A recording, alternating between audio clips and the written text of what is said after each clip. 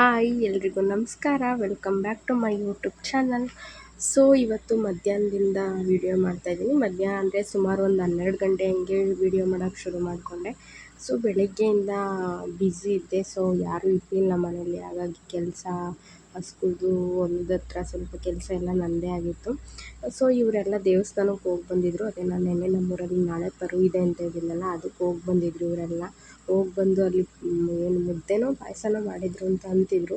ಊಟ ಮಾಡಿಕೊಂಡು ಬಂದು ಮಲ್ಕೊಂಡು ಓಡಾಡ್ತಿದ್ರು, ಅದನ್ನೇ ಆಡ್ಕೊಳ್ತಿದ್ರೆ. ವಾರಕ್ಕೆ ಹಿಂಗೊಂದು 3 ಪರ ಆಗಿಬಿಟ್ರೆ ನಿಮಗೆ ಚೆನ್ನಾಗಿರ್ತಾವಲ್ವಾ ಅಂತ.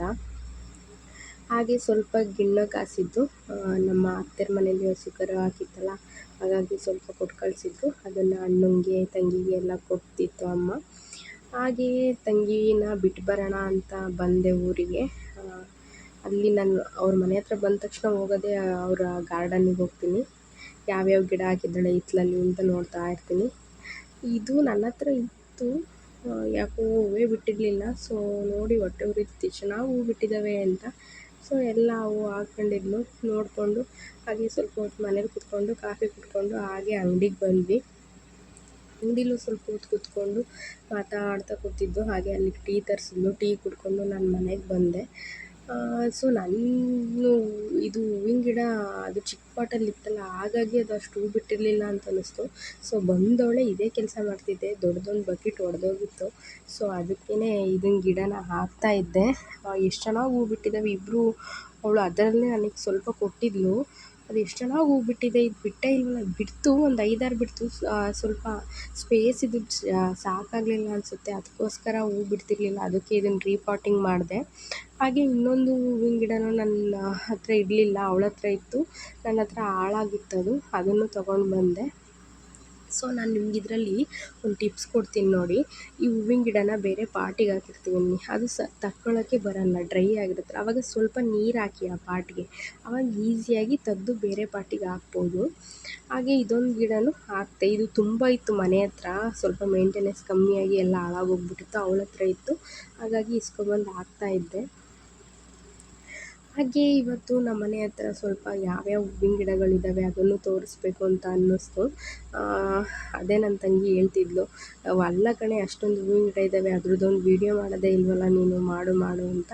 ಸೊ ಅದು ಇವತ್ತು ಮಾಡೋಣ ಅಂತ ಅಂದ್ಕೊಂಡಿದ್ದೀನಿ. ಯಾವ್ಯಾವ ಇದ್ದಾವೆ, ಹಾಗೆ ಹೇಗೆ ಮೇಂಟೈನ್ ಮಾಡಿದ್ದೀನಿ ಅಂತಲೂ ಹೇಳ್ತೀನಿ. ನಾನು ಇದಕ್ಕೆ ಸ್ವಲ್ಪ ನಾನು ಹೂವಿನ ಗಿಡಗಳಿಗೆಲ್ಲ ಒಂದು 6 ತಿಂಗಳಿಗೆ ಒಂದು ಸಲ ನಾನು ರೀಪಾಟಿಂಗ್ ಮಾಡ್ತೀನಿ. ಅಂದರೆ ಬೇರೆ ಮಣ್ಣು ತೆಗೆದು ಹಾಕ್ತಾಯಿರ್ತೀನಿ, ಅದರಲ್ಲೇ ಬಿಡೋಲ್ಲ. ಶೋ ಪ್ಲ್ಯಾಂಟ್ಸ್ ಎಲ್ಲ ಸ್ವಲ್ಪ ಅದೇ ಇದ್ರಲ್ಲಿ ಬಿಟ್ಟರೆ ಹಾಳಾಗೋಗ್ಬಿಡ್ತವೆ. ಹಾಗಾಗಿ ನಾನು ಸ್ವಲ್ಪ ರೀಪಾಟಿಂಗ್ ಮಾಡ್ತೀನಿ. ಇದು ಸ್ನೇಕ್ ಪ್ಲ್ಯಾಂಟು. ಇದೂ ಎಷ್ಟು ಚೆನ್ನಾಗಿ ಬಿಟ್ಟಿದೆ ನೋಡಿ, ಯೆಲ್ಲೋ ಕಲರ್ದು. ಇದರಲ್ಲಿ ತುಂಬ ಮಲ್ಟಿ ಕಲರ್ಸ್ ಇದ್ದು ಹೋಗ್ಬಿಟ್ಟಿದ್ದಾವೆ. ಈಗ ಒಂದು 2-3 ಕಲರ್ ಏನೋ ಉಳ್ಕೊಂಡಿದ್ದಾವೆ ಅಷ್ಟೇ. ಇದಕ್ಕೆ ಸ್ಪೈಡರ್ ಪ್ಲ್ಯಾಂಟ್ ಅಂತಾರೆ. ಸೊ ಗೊತ್ತಿರೋ ಹೆಸ್ರು ಹೇಳ್ತೀನಿ ನಾನು.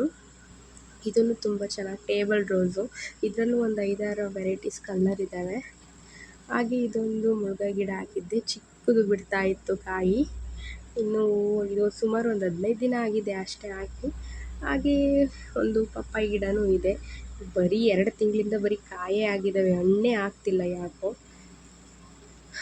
ಹಾಗೆ ಇನ್ನೊಂದು ಸ್ವಲ್ಪ ಒಂದು 2-3 ಗುಲಾಬಿ ಗಿಡ ಹಾಕಿದ್ದೆ. ಹೂವೆಲ್ಲ ಬಿಟ್ಟಿದ್ದು ವಾರ ದೇವಸ್ಥಾನಕ್ಕೆ ಅಂತ ಕುಯ್ಕೊಳ್ತಾನೆ ಇರ್ತಾರೆ, ಹೂವನ್ನೇ ಬಿಡಲ್ಲ ಮನೆ ಹತ್ರ.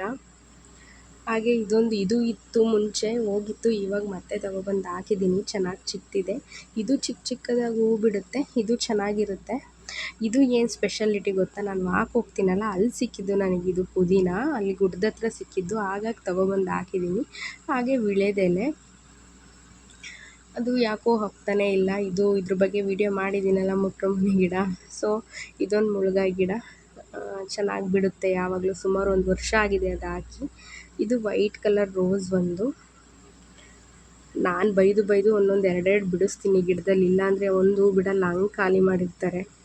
ಹಾಗೆ ಕರಿಬೇವಿನ ಸೊಪ್ಪಿನ ಗಿಡ ನಾವು ಈ ಮನೆ ಹತ್ರ ಬಂದಾಗ ಹಾಕಿದ್ದು, ಚೆನ್ನಾಗಿ ಚಿಕ್ಕದು ಚೆನ್ನಾಗಿ ಬಿಟ್ಟಿದೆ ಅದುವೇ. ಹಾಗೆ ಸ್ವಲ್ಪ ಇವೆಲ್ಲ ಸ್ವಲ್ಪ ಮೇಂಟೆನೆನ್ಸ್ ಕಮ್ಮಿ ಆಗಿದ್ದಾವೆ, ಮಳೆ ಬರ್ತಿದೆಯಲ್ಲ, ಮಳೆ ಹಾಗೆ ಬಿಸಿಲು, ಇದರಿಂದ ಚೆನ್ನಾಗಿಲ್ಲ ಸ್ವಲ್ಪ. ಅದು ತುಂಬ ಹೂ ಬಿಡೋದು ಮುಂಚೆ.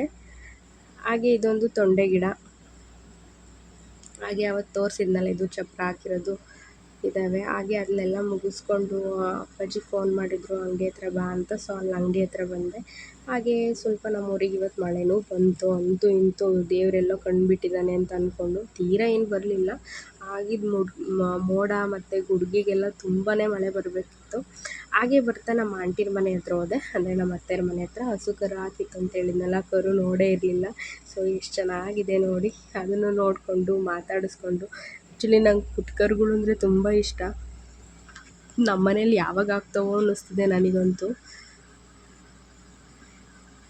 ಹಾಗೆ ಇದನ್ನು ಮಾತಾಡಿಸ್ಕೊಂಡು ಸೊ ಅಷ್ಟೊತ್ತು ಮನೆ ಹತ್ರಕ್ಕೆ ಬಂದೆ. ಹಾಗೆ ವೆದರು ತುಂಬ ಚೆನ್ನಾಗಿತ್ತು. ಮಳೆ ಬಂದು ಬಿಟ್ಟಿತ್ತಲ್ಲ, ಹಾಗೆ ಮೋಡ ಎಲ್ಲ ಸ್ವಲ್ಪ ಕೆಂಪಗಾಗಿತ್ತು. ಸೊ ಚೆನ್ನಾಗಿತ್ತಲ್ಲ ಅಂತ ಅದನ್ನು ಒಂದು ವಿಡಿಯೋ ತೊಗೊಂಡೆ.